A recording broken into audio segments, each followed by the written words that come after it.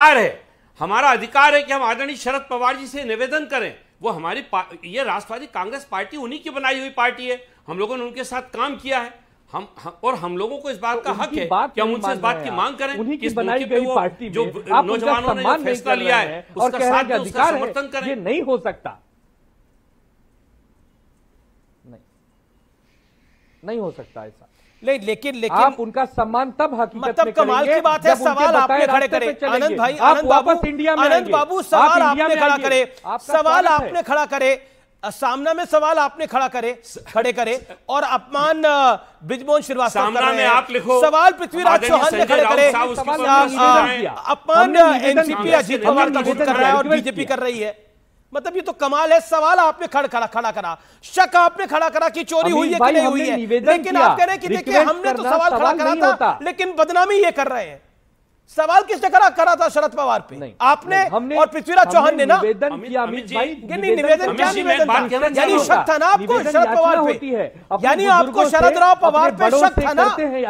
नहीं, एक बात बताइए, शरद राव पवार पे शक था ना आप लोगों को? सलाह शक नहीं, हमारी महागठबंधन कैसे मजबूत हो उसके लिए सलाह तो आपके नेता तो अंदर खा रहे, ये तक कह रहे हैं कि शरद पवार ने हमें एनडीए से बाहर करा दिया और अपने भतीजे को अंदर भेज दिया। हमारे साथ तो धोखा करा है आपकी पार्टी ने। आपके नेता तो ये तक कह रहे हैं ग्राउंड के ऊपर। क्या बात कर रहे हैं आप?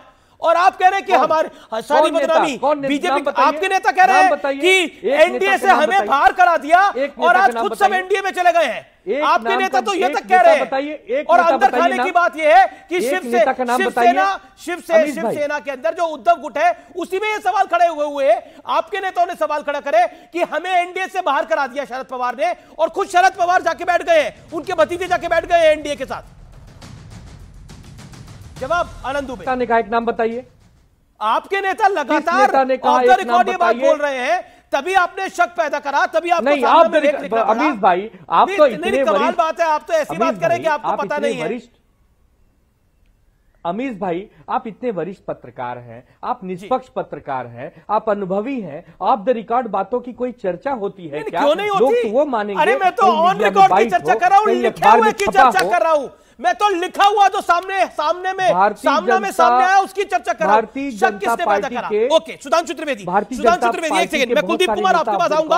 आम आदमी पार्टी के एमएलए मेरे साथ बने हुए हैं। शक किसने पैदा करा? शरद पवार के ऊपर। पहला शक सामने लेकर आता है। दूसरा शक कांग्रेस पार्टी का वरिष्ठ नेता पृथ्वीराज चौहान सामने लेकर आता है।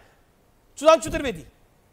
मैं दो बात कहता हूं। जो हमारे कांग्रेस के और शिवसेना के मित्र, शिवसेना उद्धव गुट के मित्र जो कहने का प्रयास कर रहे हैं, अगर सवाल पृथ्वीराज चौहान जी ने उठाया जी, तो हम तब मानते कि कांग्रेस पार्टी को विश्वास है शरद पवार जी पे कि कांग्रेस का कोई बड़ा नेता बोलता, खड़गे जी बोलते या राहुल गांधी, सोनिया गांधी जी बोलती, नहीं ऐसा सवाल उठाना गलत है, हमें पूरा विश्वास है।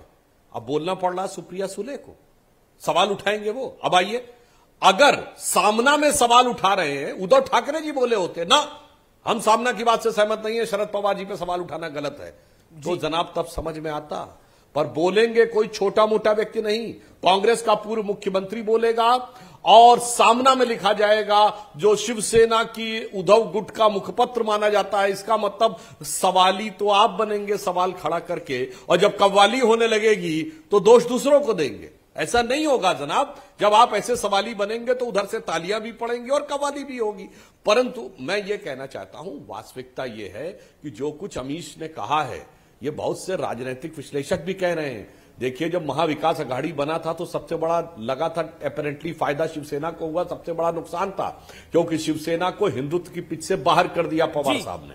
कहां लाके खड़ा कर दिया? मराठा पिच पे। अब आपके साथ दो प्रकार का वोटर था, एक जो कट्टर हिंदूवादी था और एक जो मराठा सेंटीमेंट का था। कट्टर हिंदूवादी वोटर अब कांग्रेस के साथ रहने पे आपके साथ नहीं रह सकता था, क्योंकि वो नैसर्गिक रूप से भाजपा के साथ था। और मराठा पिच पर पवार साहब आपसे बहुत बड़े खिलाड़ी हैं, तो आपको तो लाकर उन्होंने उस पिच पे खड़ा कर दिया था कि दोनों तरफ से, कि दुविधा में दोनों गए, माया मिली न राम। इसलिए मैं कह रहा हूं, राजनीतिक विश्लेषक और आपके कार्यकर्ता इस बात को आनंद दुबे समझ रहे हैं कुछ चीजों को, लेकिन मैं कुलदीप कुमार के पास मुझे जाना पड़ेगा आम आदमी पार्टी के।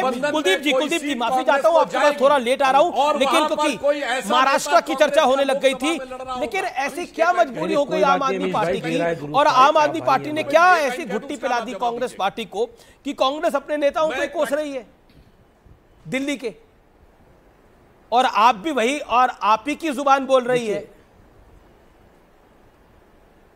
देखिए अमीश भाई, मुझे ऐसा लगता है कि बीजेपी और बीजेपी के कुछ मीडिया एलिमेंट्स जो हैं वो इस गठबंधन में दरार पैदा कराना चाहते हैं।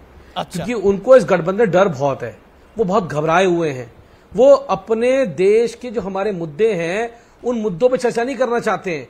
उन्होंने जासूस लगाए हुए इंडिया गठबंधन के पीछे लगे हुए हैं। अरे हम कह रहे हैं, आप बात कर रहे हैं कि कौन क्या कह रहा है, मैं कह रहा हूं कि मणिपुर के ऊपर भाजपा के सांसद ने क्या कहा, ये बताएं देश को, उनका बयान क्या था, वो कौन सी पार्टी के सांसद थे, वो बीजेपी के सांसद थे, उन्होंने क्या कहा, उस राज्य सरकार के ऊपर उन्होंने कितने सवाल खड़े किए, प्रधानमंत्री उसका जवाब नहीं देते हैं। आज प्रधानमंत्री जी से देश पूछ रहा है, भाई आप सब चीजों पे बोलते हैं, आप मणिपुर पे बोलिए, आप मणिपुर के मुद्दे पे बोलिए। आज 110 दिन ज्यादा हो चुके हैं, पूरा मणिपुर बंद पड़ा हुआ है, आप उस पे नहीं बोलते हैं, और आप फिर महाराष्ट्र की बात करते हैं। अरे ये वही महाराष्ट्र है प्रधानमंत्री जी जहां आप कुछ दिन पहले जाके कहते हैं कि अजीत पवार ने 70,000 करोड़ का घोटाला किया, और 3 दिन बाद उसको अपनी पार्टी में शामिल कर लेते हैं। तो प्रधानमंत्री आज क्या कहते हैं, भाजपा क्या कहती है, इनका ना कोई स्टैंड है, इनका ना कोई औचित्य है। और मैं तो कहता हूं कि आज सुधांशु जी भी आज मणिपुर के ऊपर बोल के जाएं, क्योंकि आज दिल्ली विधानसभा के अंदर इनके विधायकों ने, भाजपा के ने कहा कि मणिपुर कोई मुद्दा ही नहीं है। मतलब एक तरफ देश की बेटियों की इज्जत जा रही है, मणिपुर पर काफी चर्चा हमने कर ली,